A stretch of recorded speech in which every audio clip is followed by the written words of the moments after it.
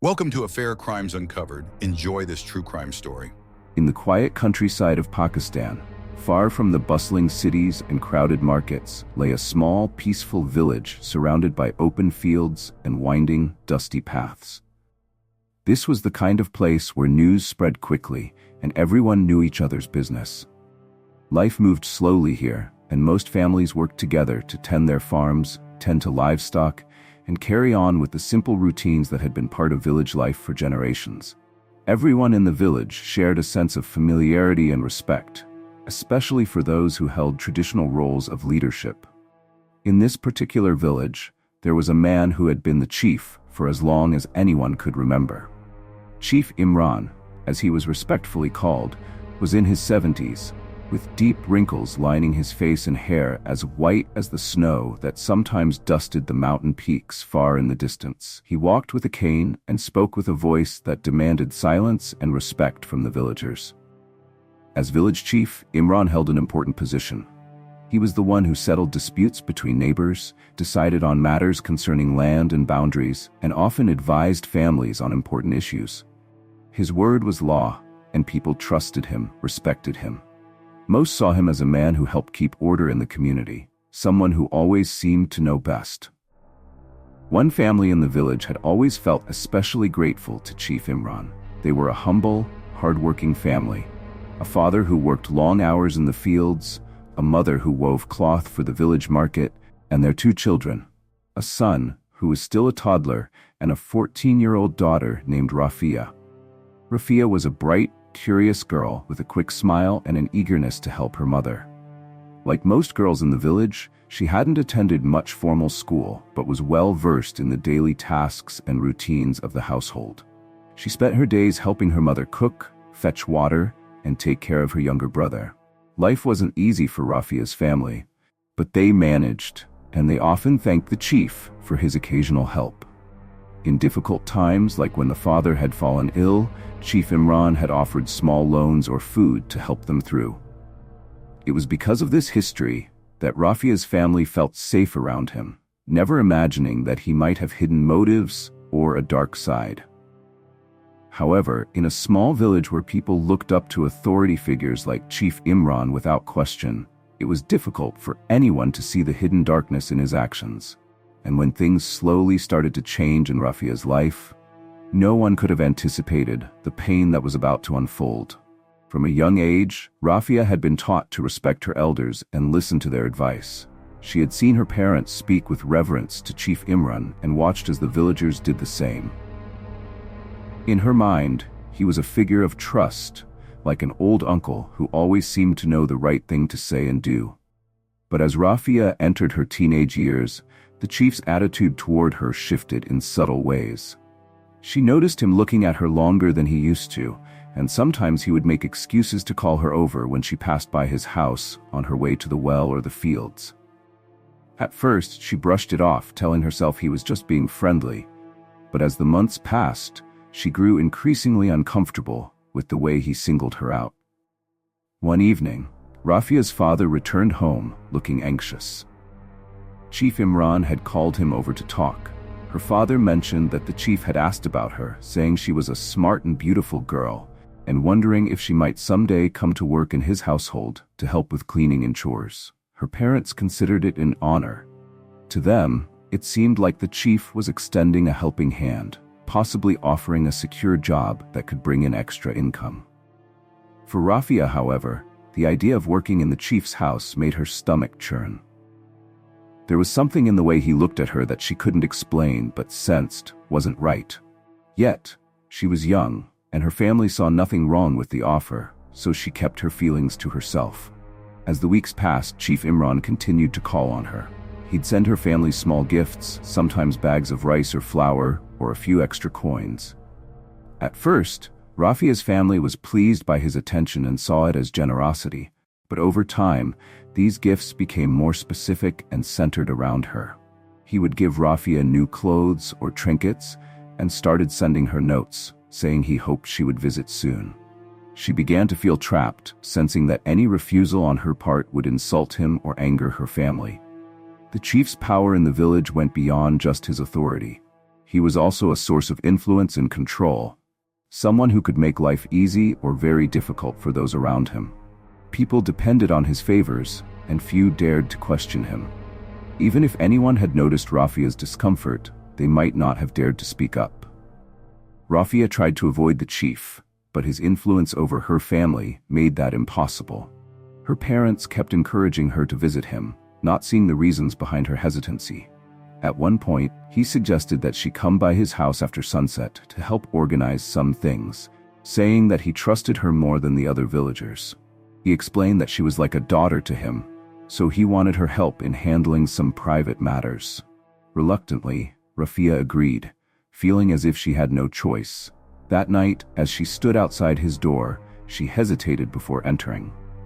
Something in her told her to turn around and leave, but with her family's encouragement and the pressure from the chief, she felt she couldn't back out now.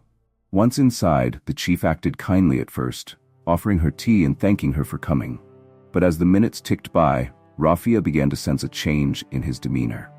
He grew strangely quiet, his gaze lingering on her for too long. She felt trapped, cornered by the power he held over her family. From that day on, Rafia was stuck in a cycle of manipulation.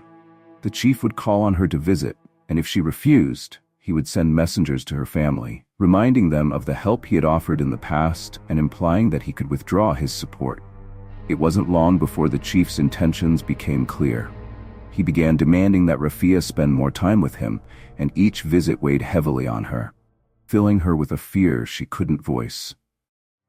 Days turned into weeks, and Rafia's once bright spirit dimmed. She stopped smiling, stopped talking as much, and spent more time alone.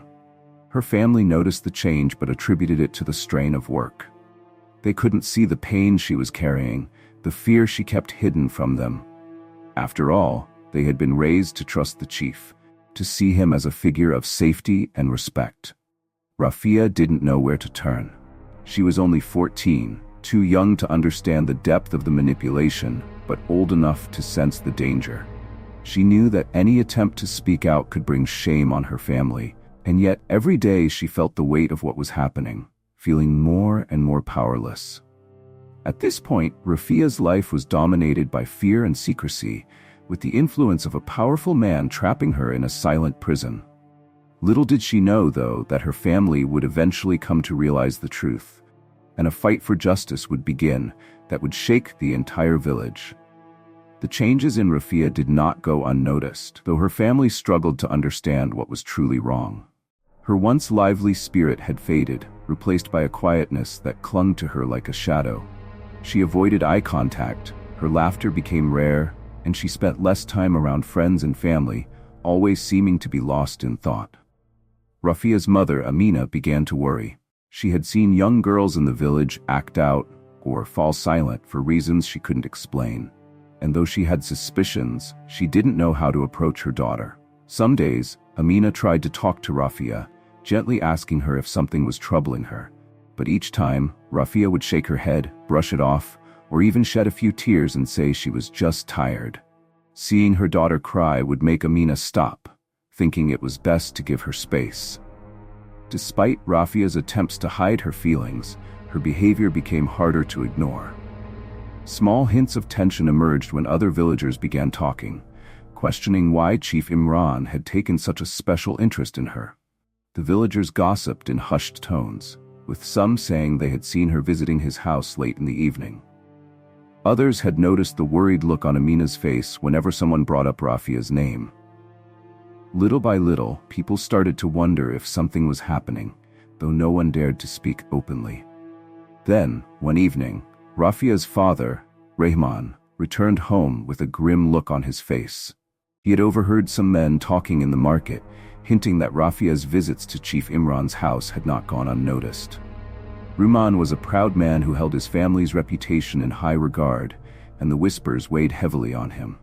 He didn't want to believe that something could be wrong, but the possibility haunted him. That night after dinner, he called Rafia over and gently asked her to sit with him. "Beta, is there something you want to tell me?"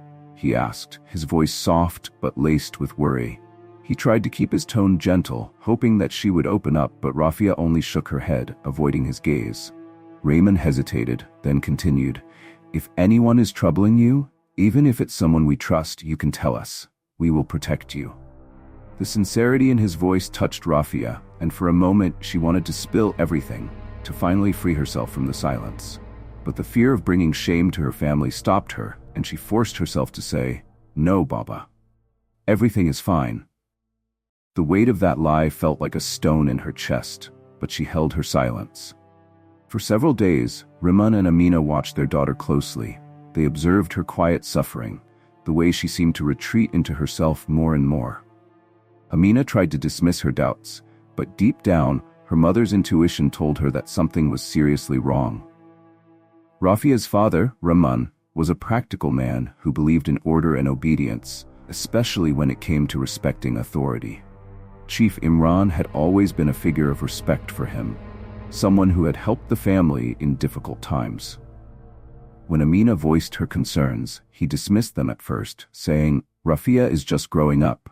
These girls are like this at her age. Don't read too much into it, Amina." But even he could not fully ignore the changes in his daughter. He saw the sadness in her eyes, a shadow that seemed out of place on a young girl's face. One evening, as Amina and Reman sat quietly after dinner, Amina's worries spilled out in words she couldn't hold back. "I don't think it's nothing, Rahman. She's changed. Have you seen how she keeps avoiding us? How she looks away when we talk to her? It's not just teenage moods, there's something more." Reman sighed, rubbing his hands over his face. He wanted to believe his wife was wrong, but a sinking feeling gnawed at him too. "She's our daughter, Amina," he said quietly. "We need to be sure before we accuse anyone. People talk. If there's nothing, we'll only bring shame on our family." Amina nodded, feeling torn, but her heart ached for Rafia, and her mother's instinct was too strong to ignore. Finally, one morning, Rafia's silence broke. She could no longer hold the pain alone and confided in her cousin Zara, a few years older and trusted by Rafia. Zara had noticed Rafia's sorrow and, sensing her cousin's struggle, gently encouraged her to talk. After weeks of bottled-up fear, Rafia tearfully revealed the truth. She spoke of the chief's manipulation, his power, and the way he had taken advantage of her vulnerability. She confessed that she hadn't been able to speak up because of the fear of how her family and the entire village might react. Zara was shocked and horrified but promised Rafia she would help. Together, they decided that it was time for the truth to come out, even if it meant facing the chief's wrath. That evening, Zara approached Rafia's parents and relayed the story, carefully knowing how painful it would be for them to hear. At first, they struggled to believe it. They felt betrayed, humiliated, and angry, but most of all, they felt a burning desire to protect their daughter. But seeking justice in their village wasn't going to be easy. The chief was not only a figure of authority, but also someone many villagers depended on. People feared him and respected him, and few would dare to stand against him. Rahman and Amina knew that even talking openly about this would risk their family's reputation. Yet looking at their daughter's pale face, they realized they couldn't stay silent. They would have to fight for her. They began by confiding in a few close friends, hoping to gather support. Some responded with shock and promised to stand by them, but others hesitated, afraid of what would happen if they angered the chief.